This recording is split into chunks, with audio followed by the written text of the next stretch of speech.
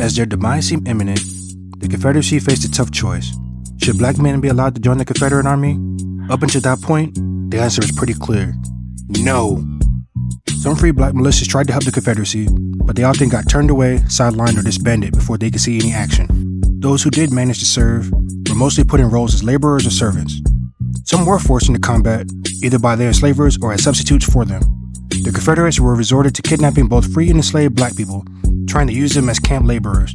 Meanwhile, many enslaved people took advantage of the war's chaos to escape, seeking safety with Union forces. The Union had mixed feelings about letting black soldiers fight, especially before the Emancipation Proclamation abolished slavery in rebellious states and allowed for black men to enlist. Although people were divided on the issue, the U.S. colored troops showed their worth in battle, proving they could hold their own. The Confederacy was outraged by the Emancipation Proclamation, using it as a rallying cry to justify their secession. Robert E. Lee called it a savage and brutal policy, and he declared that any black person captured would be treated like an insurrectionist and face an automatic death sentence. This harsh stance led to terrible events like the Fort Pillow Massacre, where Nathan Bedford Forrest ordered the killing of over 200 surrendering black Union soldiers. After the Second Battle of Fort Wagner, Colonel Shaw of the 54th Massachusetts Regiment was intentionally buried with his fallen soldiers to make a statement of disrespect. Not until 1864, when things seemed to be going badly for them, the Confederate leaders started thinking about letting enslaved people fight. But even that idea was met with strong resistance. One general thought it would be morally and politically wrong, while another dismissed it as an insult to Southern honor. Confederate General Braxton Bragg even called it treasonous.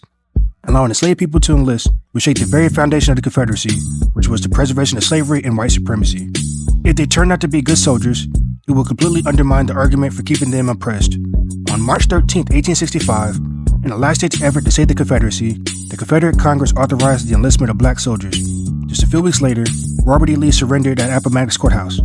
Despite the lack of evidence that Confederate soldiers viewed black people as anything beyond laborers, a story has persisted that suggests black individuals were loyal to the Confederacy and fought bravely for their side.